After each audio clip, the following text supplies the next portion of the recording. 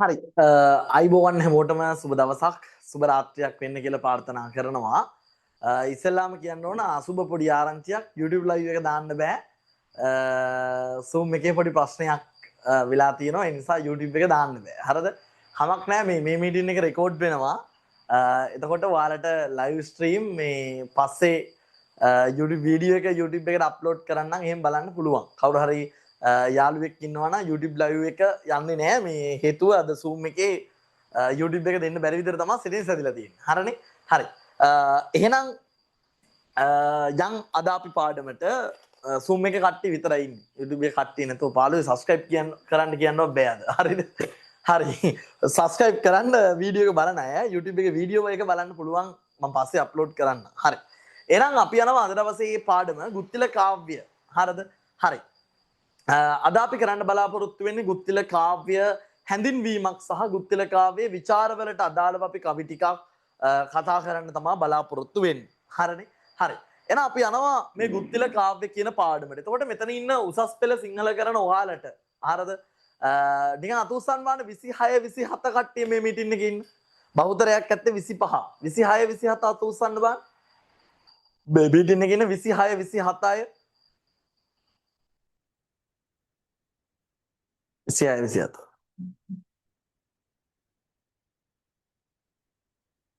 හරි. ඉතින් 27 අය 50ක්වත් නැහනේ 50ක් නැහැ. හරි. හැමෝම 25 අය තමයි. හරි අත්පාත් දාගන්න. එහෙනම් අද අපි කරන්න බලාපොරොත්තු වෙන්නේ මේ ගුත්තිල කාව්‍යයට අදාළව විචාර සාකච්ඡාව සහ ගුත්තිල කාව්‍යයේ හැඳින්වීමක් තමයි අද සාකච්ඡා කරන්න බලාපොරොත්තු වෙන්නේ. හරිනේ? හරි. Zoom එකේ ඉන්න කට්ටිය පුළුවන් හැමෝම වීඩියෝ ඔන් කරගෙන ඉන්න. Zoom එකේ කට්ටිය වීඩියෝ ඔන් කරගෙන ඉන්න. වීඩියෝ ඔන් කරා කියලා ඔය කියන්නේ වෙන කාටවත් පේන්නේ නැහැ. මට විතරයි වීඩියෝ එක පේන්නේ. ඒ නිසා Zoom එකේ කට්ටිය වීඩියෝ ඔන් කරගෙන ඉන්න. හරිනේ? හරි. එහෙනම් අපි යනවා මේ ගුත්තිල කාව්‍ය ගැන ඉස්සෙල්ලාම පොඩි හැඳින්වීමක් කතා කරන්න. මොකක්ද මේ ගුත්තිලය කියන එක ගැන කතා කරමු. හරි. මේ ගුත්තිල කාව්‍ය කියන එක ගත්තාම ළමයි මතක තියාගන්න මේ ගුත්තිල කාව්‍ය රචනා කරන්නේ මේකේ කතෘ ගත්තොත් අපි දන්නවා වෑත්තෑවේ හාමුදුරුවෝ තමයි මේ ගුත්තිල කාව්‍ය රචනා කරන්නේ. එහෙනම් කතෘ වෙන්නේ වෑත්තෑවේ හිමි. ඔයාලා මේත් එක්කම නෝට් එකකුත් දාගෙන ගියා නම් හරි. එතකොට ඔයාලට ලේසි මේකත් එක්කම ලියා ගන්න. කතෘ වෑත්තෑවේ හිමි. අපේ ක්ලාස් වෙන කට්ටිය ටියුට් එකේ ලියා ගන්න. ක්ලාස් වෙන කට්ටිය ගුත්තිලේ ටියුට් එකේ අපේ ක්ලාස් වෙන 27 කට්ටියට තාම ගුත්තිලේ එහෙම ආරම්භයක් කරන්නේ නැහැ තාම. එයාලා වෙනම කොලේක වගේ ලියා ගන්න. නැත්නම් එයාලට තාම ගුත්තිලේ පටන් ගත්තේ නැහැ 27 අයට. හරි. එහෙනම් ගුත්තිල කාව්‍යයේ කතුවරයා බවට පත් වෙන්නේ වෑත්තෑවේ හාමුදුරුවෝ. හරි. මේ කවුද වෑත්තෑවේ හාමුදුරුවන්ගේ ගුරු හිමි නම? මතක තියාගන්න ළමයි මේ කෝට්ටේ යුගයේ හරිද? කෝට්ටේ යුගයේ ඉන්නවා වීදාගම මෛත්‍රී හාමුදුරුවෝ කියලා කෙනෙක්. වීදාගම මෛත්‍රී හාමුදුරුවෝ. මේ වීදාගම මෛත්‍රී හාමුදුරුවන්ගේ ගෝලයෙක් තමයි තොටගමුවේ ශ්‍රී රාහුල හාමුදුරුවෝ කියලා කියන්නේ. වීදාගම මෛත්‍රී හාමුදුරුවන්ගේ ගෝලයා තමයි තොටගමුවේ ශ්‍රී රාහුල හාමුදුරුවෝ. තොටගමුවේ ශ්‍රී රාහුල හාමුදුරුවන්ගේ ගෝලයා තමයි කවුද? වෑත්තෑවේ හාමුදුරුවෝ. එහෙනම් මතක තියාගන්න මේ තමයි කෝට්ටේ යුගයේ කාව්‍ය ගුරුකුල. හරිද? විදාගම මෛත්‍රී හාමුදුරුවන්ගේ පරම්පරාව. එතනින් එහාට ගියාම තොටගමුවේ ශ්‍රී රාහුල හාමුදුරුවෝ. එයාගේ ගෝලයා තමයි වෑත්තෑවේ හාමුදුරුවෝ. එහෙනම් වෑත්තෑවේ හාමුදුරුවන්ගේ ගුරු හිමි නම මතක තියාගන්න තොටගමුවේ ශ්‍රී රාහුල හිමි. ලියා ගන්න ගුරු හිමි නම තොටගමුවේ ශ්‍රී රාහුල හිමි. ඔන්න තොටගමුවේ ශ්‍රී රාහුල හාමුදුරුවෝ තමයි ගුරු හිමි නම. තොටගමුවේ ශ්‍රී රාහුල හිමි. තොටගමුවේ ශ්‍රී රාහුල හිමි.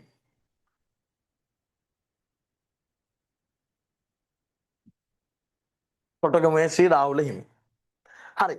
දැන් ළමයි මෙන්න මේක ඊටාම විශේෂයි.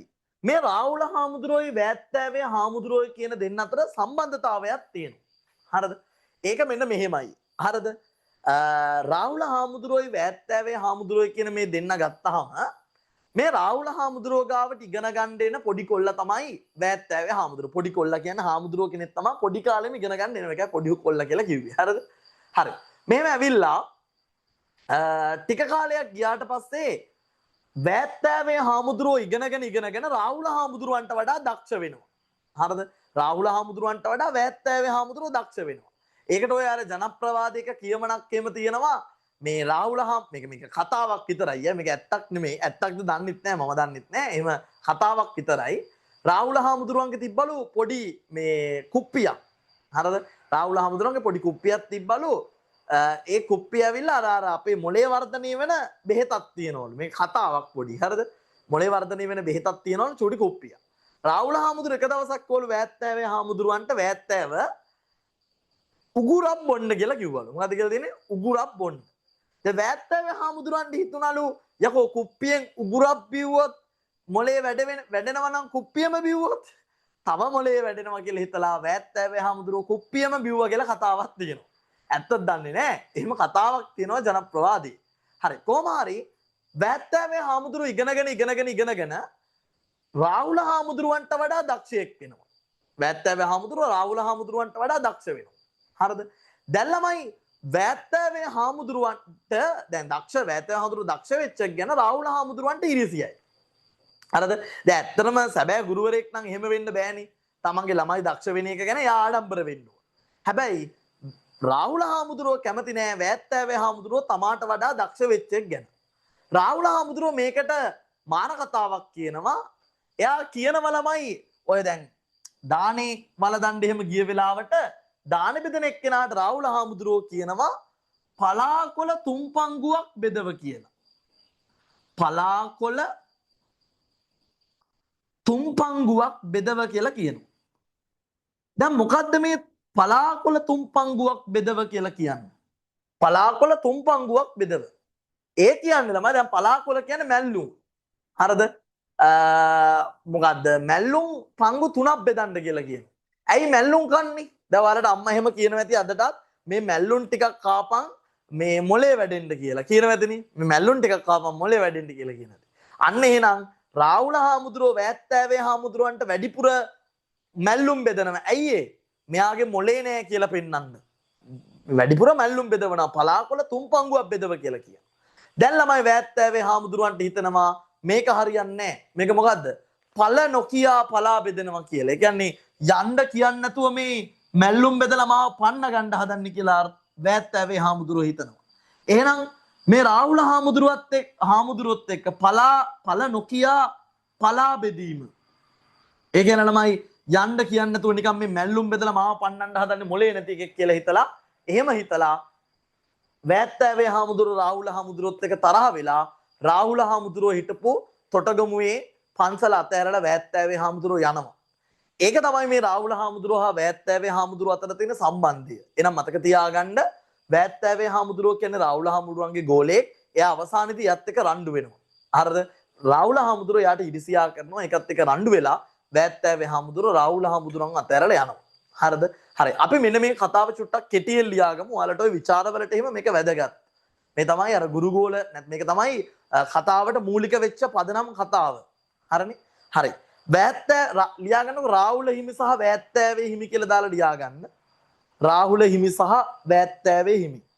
දැන් අපි මේ විස්තර කරන්න හදන්නේ රාහුල හාමුදුරුවෝ සහ වැත්තෑවේ හාමුදුරුවෝ අතර තිබ්බ සම්බන්ධය ගැන. රාහුල හිමි සහ වැත්තෑවේ හිමි. හරි. ලියාගන්න. රාහුල හිමියන්ගේ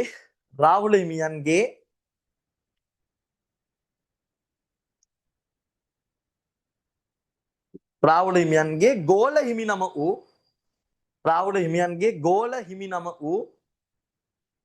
රාහුල හිමියන්ගේ ගෝල හිමි නම වූ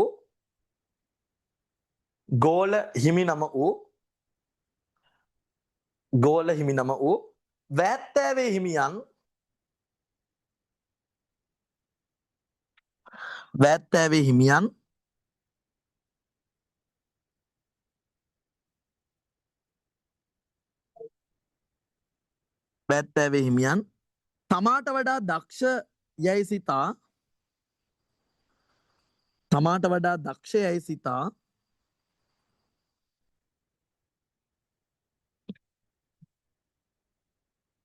තමාට වඩා දක්ෂ යයි සිතා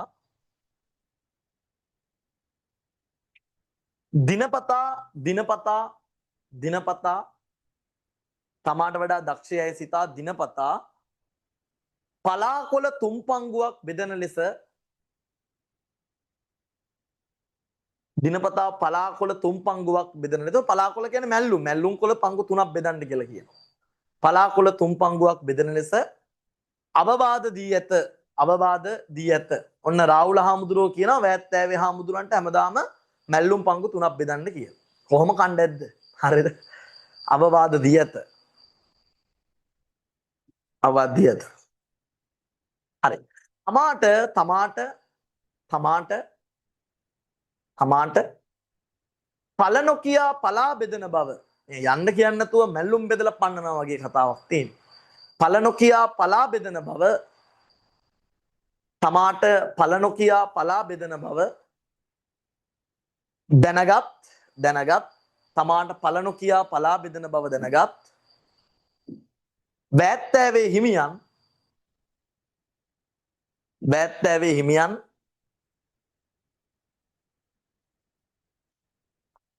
පල නොකියා පලා බෙදන බව දැනගත් වැත්තෑවේ හිමියන් රාහුල හිමි අතහැර ගොස් ඇත.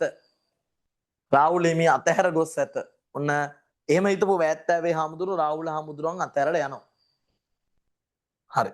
එහෙනම් ඔන්න කතාව මතක තියාගන්න ළමයි මේක තමයි ගුත්තිල කාව්‍ය රචනා කරන්න අත්දැකීම් වෙන්නේ. මෙන්න මේ රාහුල හාමුදුරුවෝ කියන ගුරුවරයා මේ වැත්තෑවේ හාමුදුරුවෝ කියන ගෝලයාට දැක්වපු මේ ආකල්පය මේක අත්දැකීම් කරගෙන තමයි ගුත්තිල කාව්‍ය රචනා වෙන්නේ. සරලව ගත්තොත් මේ තමයි ගුත්තිල කාව්‍ය අත්දැකීම්. YouTube live දෙන්නේ නැද්ද කියලා අහන තියෙනවා. YouTube එකේ live එක අද වැඩ නැහැ කියන්නේ ඒක නෙමෙයි. අද මේ අලුත් Zoom account එකක් තියෙන්නේ. මේ Zoom account එකේ live එක දෙන්න settings හදන්න ඕන. මම දැන් තමයි දන්නේ settings හදන්න ඕන කියලා. හරිද? දෙන්න බෑ. හෙට දෙන්න පුළුවන්. හරිද? මේ කමක් නැහැ YouTube එකේ කවුරු හරි කෙනෙක් ඉන්නවා නම් මම වීඩියෝ එක අප්ලෝඩ් කරන්නම් පස්සේ. දැන්ම නෙමෙයි පස්සේ අප්ලෝඩ් කරන්න. හරිද? හරි මේක රෙකෝඩ් වෙනවා. හරි. ඊළඟට මේ ගුත්තිල කාව්‍ය රචනා වෙච්ච යුගය ගැන කතා කරමු. ළමයි මතක තියාගන්න ගුත්තිල කාව්‍ය රචනා වෙන්නේ කෝට්ටේ යුගයේ. කෝට්ටේ යුගයේ තමයි මේක රචනා වෙන්නේ. කෝට්ටේ යුගය කිව්වහම අපේ සාහිත්‍යයේ ඉතාම විශේෂිත යුගයක් තමයි කෝට්ටේ. ඇයි ඒ? අපේ ලංකාවේ පද්‍ය සාහිත්‍යයේ හරිද? අපේ ලංකාවේ පද්‍ය සාහිත්‍යයේ ස්වර්ණතම යුගය විදිහට පිළිගන්නේ කෝට්ටේ යුගය. පද්‍ය සාහිත්‍යයේ ස්වර්ණතම යුගය. හරිද? පද්‍ය සාහිත්‍යයේ ස්වර්ණතම යුගයේ විදිහට තමයි අපි කෝට්ටේ පිළිගන්නේ. ඒකට හේතු කිහිපයක් තියෙනවා. කෝට්ටේ යුගය කියලා කියන්නේ පද්‍ය ග්‍රන්ථ ගොඩාක් රචනා වෙච්ච යුගයක්. හරිද? ඊට අමතරව කෝට්ටේ යුගය කියලා කියන්නේ පංචමහා සංදේශ රචනා වුණා නේද? මයුර සංදේශයේ සරලහිණි සංදේශය මයුර නෑ. සරලහිණි සංදේශය, හංස සංදේශය, ගිරා සංදේශය, පරවි සංදේශය, කෝකිල සංදේශය මෙන්න මේ කියලා පංචමහා සංදේශ රචනා වුණා. ඒ නිසා කෝට්ටේ යුගය කියන්නේ මතක තියාගන්න පද්‍ය සාහිත්‍යයේ ස්වර්ණතම යුගය. හරිද?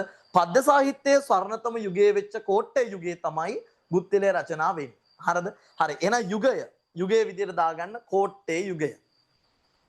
කෝට්ටේ යුගය වල තියාගන්න යුගය කෝට්ටේ.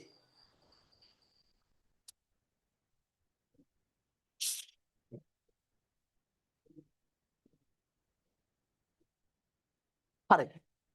ඊළඟට අපි දැන් පොඩ්ඩක් කතා කරමු මොනවද මේ කෝට්ටේ යුගයේ තියෙන විශේෂ ලක්ෂණ. හරිද? ඔන්න අපි කෝට්ටේ යුගයේ විශේෂ ලක්ෂණ ටිකක් කතා කරමු. හරිද? ඒක වෙනමකට ගන්න. ඔන්න දැන් අපි මේ කතා කරන්නේ ළමයි කෝට්ටේ යුගය ගැන. කෝට්ටේ යුගය. හරිද? සරලව ගත්තොත් 2024 A level යුග ප්‍රශ්නය තමයි මේ. 25 කට්ටිය එන්නේ නැහැ කියලා හිතන්න පුළුවන් ඉතින්. මේ 2024 A level යුග ප්‍රශ්නේ ගිය අවුරුද්දාවේ කෝට්ටේ. හරිද? හරි. මොනවද කෝට්ටේ යුගයේ සාහිත්‍යයේ විශේෂ ලක්ෂණ කියන එක ගැන තමයි දැන් කතා කරන්න හදන්නේ. කෝට්ටේ යුගයේ සාහිත්‍ය ගත්තොත් ළමයි ප්‍රධානම වශයෙන් මේ යුගයේ සාහිත්‍යයේ අපි දකින වැදගත්ම ලක්ෂණය තමයි මේ යුගයේ ග්‍රන්ථ කතුවරුන් සඳහා හොඳ රාජ්‍ය අනුග්‍රහයක් ලැබිලා තියෙනවා. හරිද? රාජ්‍ය අනුග්‍රහය. ඒ කියන්නේ රටේ හිටපු රජවරු ග්‍රන්ථවලට අනුග්‍රහය දක්වලා තියෙනවා. හරිද? රාජ්‍ය අනුග්‍රහය ලැබිලා තියෙනවා ප්‍රධානම වශයෙන්. හරිද? ඒක මේ යුගයේ සාහිත්‍ය අපි දකින විශේෂම ලක්ෂණයක්. හරිද? උදාහරණයක් විදිහට මොකද්ද? අපිට ගන්න පුළුවන් පරාක්‍රම බාහු රත්තුමා නේද? ඒ රත්තුමා කාලේම ගන්න පුළුවන්. හරි. එහෙනම් ලියාගන්න කෝට්ටේ යුගයේ විශේෂ ලක්ෂණ කියලා දාලා ලියාගන්න පළවෙනි එක රාජ්‍ය අනුග්‍රහය. මේ අපේ ටියුට් එකේ ලියන කට්ටිය ටියුට් එකේ තියෙන ගුත්තිල කාව්‍ය සුවිශේෂී ලක්ෂණ කියලා. ඒක කෝට්ටේ යුගයේ සුවිශේෂී ලක්ෂණ කියලා වෙනස් කරගන්න. ටියුට් එකේ තියෙන ගුත්තිල කාව්‍යයේ විශේෂ ලක්ෂණ ඒක කෝට්ටේ යුගයේ සුවිශේෂී ලක්ෂණ කියලා වෙනස් කරගන්න. හරි. එහෙනම් පළවෙනිම ලක්ෂණය තමයි ළමයි රාජ්‍ය අනුග්‍රහය ලැබෙන එක. හරි. ඊළඟට තමයි දැන් අර අපි කතා කරා මේ කෝට්ටේ යුගයේ ළමයි පංචමහා සංදේශ රචනා වෙනවා. ඒ කියන්නේ ප්‍රධාන වශයෙන් සංදේශකාව්‍ය වර්ග 5ක් මේ කෝට්ටේ යුගයේ ලියවිලා තියෙනවා. අපි ඒවට කියනවා පංච මහා සංදේශ කියලා. එහෙනම් පංච මහා සංදේශ රචනා වීම කියලා දාලා ලියා ගන්න සංදේශ ටික. සැලලිහිණි සංදේශය. ඊළඟට හංස සංදේශය. ඊළඟට පරවි සංදේශය. ඊළඟට ගිරා සංදේශය. ඊළඟට කෝකිල සංදේශය. මෙන්න මේ කියන පංච මහා සංදේශ රචනා වෙන්නේ කෝට්ටේ යුගයේ. මොනවද පංච මහා සංදේශ? සැලලිහිණි සංදේශය, හංස සංදේශය, පරවි සංදේශය, ගිරා සංදේශය, ඊළඟට කෝකිල සංදේශය. මේවා තමයි පංච මහා සංදේශ දාගන්න. හරි. ඔන්න දැන් අපෙන් අහන්න පුළුවන් විභාගෙට කෝට්ටේ යුගය ලංකාවේ සාහිත්‍යයේ ස්වර්ණතම යුගයක් වෙන්නේ ඇයි කියලා. මෙන්න මේවා තමයි හේතු. මේ සංදේශකාව්‍ය රචනා වෙන එක. රාජ්‍ය අනුග්‍රහය. හරි. ඊළඟට ළමයි ග්‍රන්ථකරණයේ නියලුණු හොඳ ගුරුගෝල පරම්පරාවක් මේ යුගයේ ඉන්නවා. හරිද? ගුරුගෝල පරම්පරාවක් ග්‍රන්ථකරණයේ යෙදිච්ච ගුරුගෝල පරම්පරාවක් මේ යුගයේ ඉන්නවා. ඒකත් මේ කෝට්ටේ යුගයේ විශේෂ ලක්ෂණයක්. හොඳ ගුරුගෝලයෝ ටිකක් ඉන්නවා. හරිද? දැන් අපි කතා කරා එහෙම ඉන්න ගුරුගෝලයෝ ටිකක්. කවුද? වීදාගම මෛත්‍රී හාමුදුරුවෝ ගාවට ඉගෙන ගන්න එන ගෝලයා තමයි තොටගමු ඒසී රාහුල හාමුදුරුවෝ. තොටගමු ඒසී රාහුල හාමුදුරුවෝ ගාවට ඉගෙන ගන්න එන ගෝලයා තමයි වැත්තෑවේ හාමුදුරුවෝ. මෙන්න බලන්න ඒ යුගයේ තිබ්බ ගුරුගෝල සම්බන්ධතාවය සහ මේ හැමෝම ග්‍රන්ථ කතු රචනා කරා. වීදාගම මෛත්‍රී හාමුදුරුවෝ ඊළඟට රාහුල හාමුදුරුවෝ වීදාගම මෛත්‍රී හාමුදුරුවෝ තමයි ලෝවැඩ සංගරාව ලියන්නේ. හරිද? ඊට තොටගමේසී රාහුල හාමුදුරුවෝ තමයි කාව්‍යශේඛරය සැලලිහිණි සංදේශය ලියන්නේ. වැත්තෑවේ හාමුදුරුවෝ තමයි ගුත්තිල කාව්‍ය ලියන්නේ. එහෙනම් හොඳ ගුරුගෝල සම්බන්ධතාවක් මේ යුගයේ තිබ්බා. ගුරුගෝල පරම්පරාව කියලා මේ මල්ලිව්වා වගේ මෛත්‍රී රාහුල වැත්තෑවේ කියලා දාන්න නැතුව හරියට ලියන්නේ. වීදාගම මෛත්‍රී හිමි තොටගමේසී රාහුල හිමි නැත්නම් මෛත්‍රී හිමි රාහුල හිමි වැත්තෑවේ හිමි. එහෙම ලියන්නේ. නිකන් මෙහෙම ලිව්වොත් ජනාධිපතිවරුන්ගේ නම් වගේ. හරි. එහෙනම් දාගන්න ගුරුගෝල පරම්පරාව කියලා දාගන්න ගුරුගෝලයෝ ටික මේ යුගයේ හිටපු. වීදාගම මෛත්‍රී හිමි තොටගමේසී රාහුල හාමුදුරුවෝ ඊළඟට වැත්තෑවේ හිමි. හරි.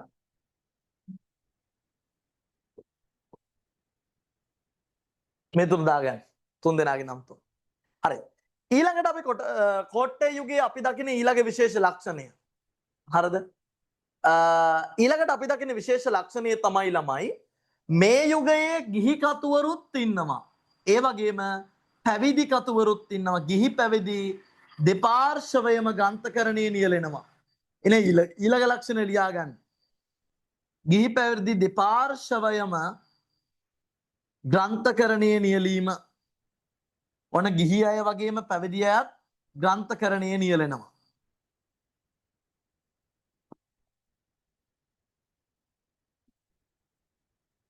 ගිහි පැවිදි දෙපාර්ශවයේම ග්‍රන්ථකරණයේ නියැලීම. ගිහි අය වගේම පැවිදි අයත් මේ යුගයේ ග්‍රන්ථකරණයේ නියැලලා තියෙනවා. ඒකත් මේ යුගයේ අපි දකින ඉතාම විශේෂ ලක්ෂණයක්. ගිහි පැවිදි දෙපාර්ශවයේම ග්‍රන්ථකරණයේ ලියීදී. හරිනේ? හරි. ඊළඟට තව එක විශේෂත්වයක් ලියාගමු. පද්‍ය ග්‍රන්ථ. හරි. ඊළඟට ලියා ගන්න පද්‍ය ග්‍රන්ථ රසක් රචනා වීම. පද්‍ය ග්‍රන්ථ රසක් රචනා වීම. දැන් මොනවද මේ යුගයේ රචනා වෙන පද්‍ය ග්‍රන්ථ? එකක් තමයි ළමයි ප්‍රධාන වශයෙන් අපිට ගන්න පුළුවන් ලෝවැඩ සංගරාව. ලෝවැඩ සංගරාව. ලෝවැඩ සංගරාව තමයි මතක තියාගන්න ලංකාවේ උපදේශාත්මක පද්‍ය සාහිත්‍යයේ බිහිවෙච්ච පළවෙනි ග්‍රන්ථය. ඒ කියන්නේ උපදේශයක් දෙමින් ග්‍රන්ථ රචනා වුණ පළවෙනි වතාව තමයි ලෝවැඩ සංගරාව. ඔයා මතක තියාගන්න.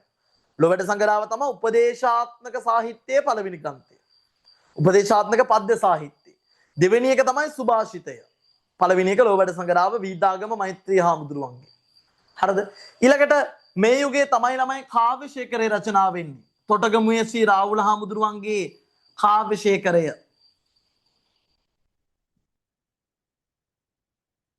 ඔන්න එක පැත්තකින් ලෝවැඩ සංගරාව රචනා වෙනවා, තව පැත්තකින් කාව්‍ය ශේඛරයත් ගන්න පුළුවන්. කාව්‍ය ශේඛරය. ඊළඟට බුදුගුණාලංකාරය ඒත් රචනා වෙන්නේ මේ යුගයේ. බුදුගුණාලංකාරය ඔන්න තොටගමුවේ මොකද කොට්ටේ යුගයේ සරණතම යුගයක් වෙන්න හේතුව මේ වගේ ග්‍රන්ථ රචනා වෙච්ච එක. බුදුගුණාලංකාරය. හරි. ඔන්න වගේ පද්‍ය ග්‍රන්ථ රචනා වෙලා තියෙනවා. හරිනේ? හරි. දැන් ඔන්න අපි කොට්ටේ ගැන ඉගෙන ගත්තා. ඔන්න ඕවා තමයි කොට්ටේ යුගයේ අපිට හම්බ වෙන විශේෂ ලක්ෂණ. හරි. ඊළඟට අපි ඉගෙන ගන්නවා ළමයි. දැන් අපි කතා කරන්නේ ගුත්තිල කාව්‍යනේ. හරි. ඊළඟට ඔන්න දැන් මේ යුගයේ විශේෂ ලක්ෂණ ටික ඉගෙන ගත්තා. ඊළඟට ගුත්තිල කාව්‍ය රචනා කරන්න පාදක කරගත්ත ජාතකය මතක තියාගන්න. දැන් මේ ගුත්තිල කාව්‍ය රචනා කරන්න පාදක කරගත්ත අත්දැකීම මොකද්ද? රාහුල හාමුදුරුවෝ වැත්තෑවේ හාමුදුරුවන්ට කරපු අර ප්‍රකාශය. මොකද්ද කරපු ප්‍රකාශය? පලාකොළ තුම්පංගුවක් බෙදව. ඒ ප්‍රකාශයෙන්ද වැත්තෑවේ හාමුදුරුවෝ මොකද්ද හිතුවේ? පල නොකියා පලා බෙදනවා කියලා හිතුවා. ඔන්න ඔය කතාව තමයි අත්දැකීම් කරගන්නේ. ඒ කියන්නේ සරලව ගත්තොත් වැත්තෑවේ හාමුදුරන්ට ඕන වුණා රාහුල හාමුදුරන්ට පෙන්නන්න මම මෝඩයෙක් නෙමෙයි කියලා. හරිද? يعني වැත්තෑවේ හාමුදුරන්ට ඕන වුණා. තමුසේ නෙමෙයි අපි කියන්න හොඳ නැහැ හාමුදුරන්ට. මේ මීටින් එකේ හාමුදුරුවෝ ඉන්නවා ඒ නිසා කියන්න හොඳ නැහැනේ. හරිද? ඒ නැතත් කියන්න හොඳ නැහැ හාමුදුරුවෝ හිටියත් කියන්න හොඳ නැහැ. එතකොට දැන් කොහොමද හරිය විදිහට කියන්නේ? රාහුල හාමුදුරුවන්ට කියන්න ඕනකමක් තිබුණා වැත්තෑවේ හාමුදුරුවන්ට මොකද්ද? මම මෝඩයෙක් නෙමෙයි කියලා. ඒතර ඒක තමයි අත්දැකීම් කරගන්න. හරිද? ඒතර මේ කියන ගුරුගෝල සම්බන්ධයට හරියන්න 550 ජාතක පොතේ එක ජාතකයක් තියෙනවා. ඒ ජාතකයේ නම තමයි ළමයි ගුත්තිල ජාතකය. එහෙනම් ගුත්තිල ජාතකය ඇසුරු කරගැනීමෙන් තමයි ගුත්තිල කාව්‍ය රචනා වෙන්නේ. එහෙනම් ලියාගන්න ඇසුරු කරගත් ජාතකය මොකද්ද? ගුත්තිල ජාතකය. ඔන්න ගුත්තිල ජාතකය ඇසුරු කරගැනීමෙන් තමයි ගුත්තිල කාව්‍ය ලියවෙන්නේ. ක්ලාස් එක YouTube එකෙන් බලන්න පුළුවන්ද? ලයිව් බලන්න බෑ. ඒක කී පාරක් වුණත් බලන්න බෑ. හරි. හැබැයි YouTube එකේ වුණ නැතුව පාළුවිය දැන්. හරිද? නැත්නම් subscribe කරන්න කියලා හරි කිව්ව හැකිද? අද follow කරන්න තමයි කියන්න වෙන්නේ Zoom එක. හරි.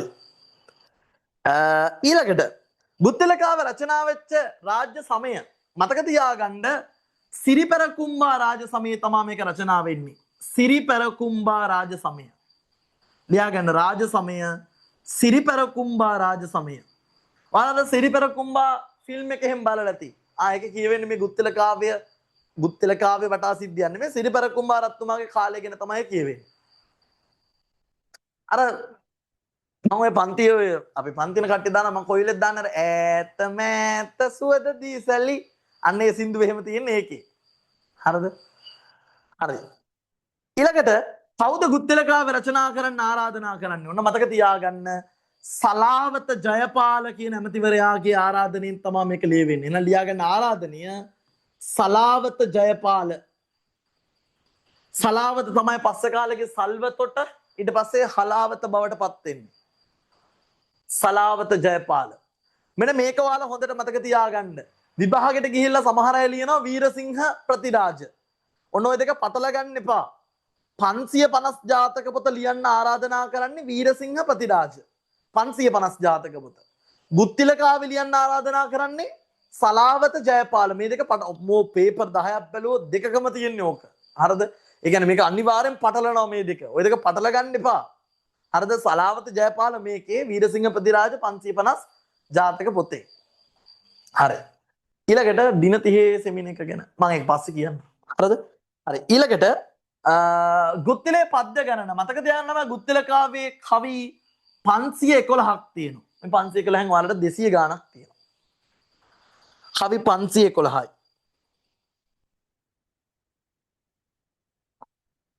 511කින් යුතුව තමයි රචනා වෙන්නේ. හරි. දැන් ළමයි ඊළඟට ගුත්තල කාව්‍යයේ පළවෙනි කවිය. හරිද? මේ තමයි ගුත්තල කාව්‍යයේ පළවෙනිම කවිය. ඒ කවිය තමයි සියපින් සිරින් සරු. සියපින්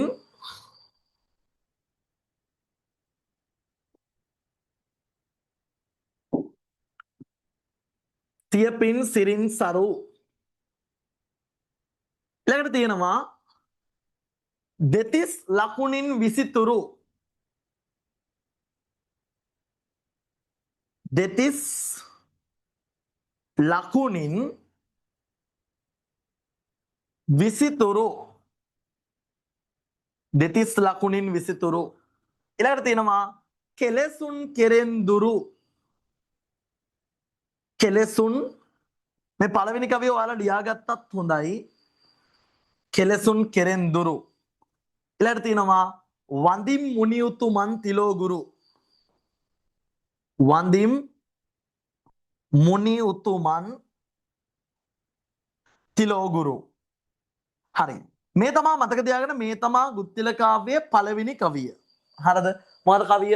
සියපින් සිරින් සරු දෙතිස් ලකුණින් විසිතුරු කෙලෙසුන් කෙරෙන් දුරු වඳිම් මුනිඋතුමන් තිලෝ ගුරු.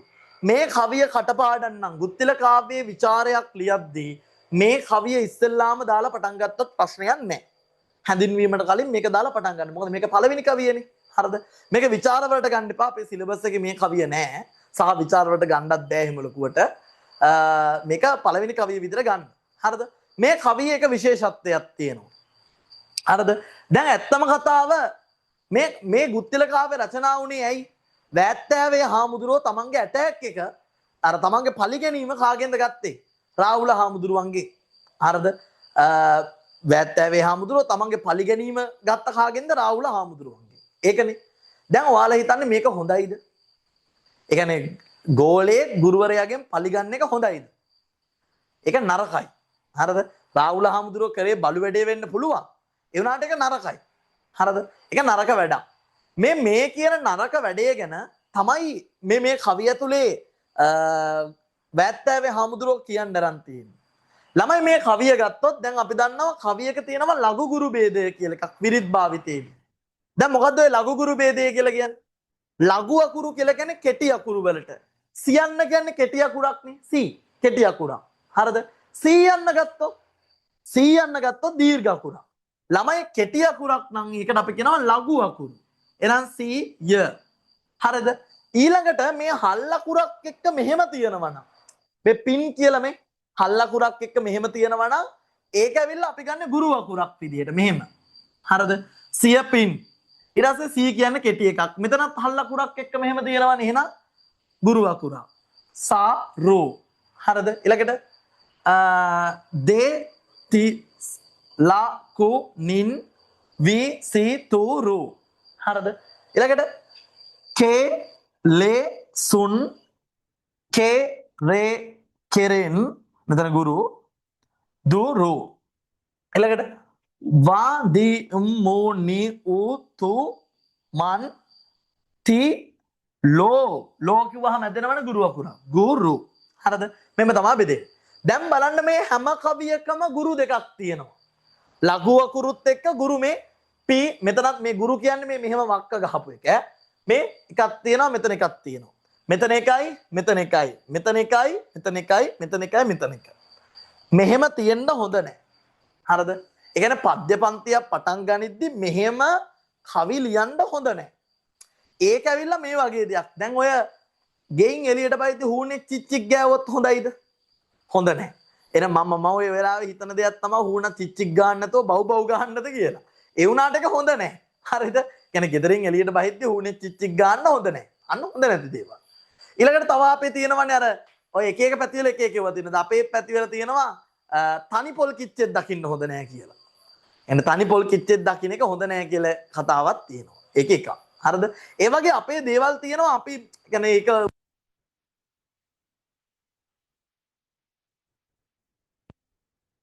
ඒ දේ වෙන එක හොඳ නැහැ.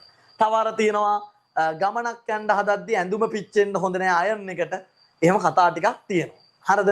දැන් සාහිත්‍යයේත් මෙන්න මේ වගේ එකක් තියෙනවා. කළු පූසෙත් දකින්න හොඳ නැහැ. ආයි වගේ එක එකව තියෙනවා. සාහිත්‍යයේ තියෙනවා මෙන්න මේ විදිහට ලඝු අකුරු මොකද්ද ඒ කියන්නේ ගුරු අකුරු දෙකක් සහිතව මේ විදිහට වචන පාවිච්චි කරන්න බෑ කියලා. ගුරු අකුරු දෙකක් සහිතව කවිය භාවිතා කරන්න බෑ කියලා සාහිත්‍යයක පිළිගැනීමක් තියෙනවා. අපි ඒකට කියනවා ළමයි වායු ගණය කියලා. ඒකට කියනවා මොකක් කියලාද? වායු ගණය කියලා කියනවා. එතකොට ගුත්තිල කවියා වැත්තෑමේ හාමුදුරුවෝ තමන්ගේ කවිය ආරම්භ කරේ මොකෙන්ද? වායු ගණයෙන් යුතුව. වායු ගණයෙන් කවිය ආරම්භ කරන එක හොඳ නැහැ. පද්‍ය පන්තියට හොඳ නැහැ එහෙම කරන එක. ඇයි එහෙනම් වැත්තෑවේ හාමුදුරුවෝ මෙහෙම කරන්න ඇත්තේ? රාහුල හාමුදුරුවන්ට මේ කරපු වැඩේ හොඳ නැහැ කියලා එයා කිව්වා ඉස්සෙල්ලා. එයා පළවෙනි කවියෙන්ම කියන්නේ මොකද්ද? මම රාහුල හාමුදුරුවන්ට කරපු වැඩේ හොඳ නැහැ. හරිද? කවදාවත් ගෝලයේ ගුරුවරයාට මෙහෙම කරන එක හොඳ නැහැ කියන එක වැත්තෑවේ හාමුදුරුවෝ පෙන්නුවා. ඒකයි යා මේ වායු ගණයෙන් කවිය පටන් ගත්තේ. ඒකත් තොට්ටක් ඔළුවේ තියාගන්න. හරි. එහෙනම් පළවෙනි කවියේ විශේෂත්වය. පළමු කවියේ විශේෂත්වය කියලා දාලා ලියා ගන්න. පළමු කවියේ විශේෂත්වය. ලියා ගන්න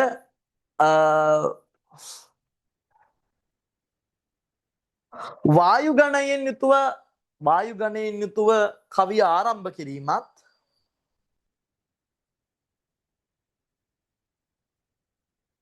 වායු ගණයෙන් කවිය ආරම්භ කිරීමත්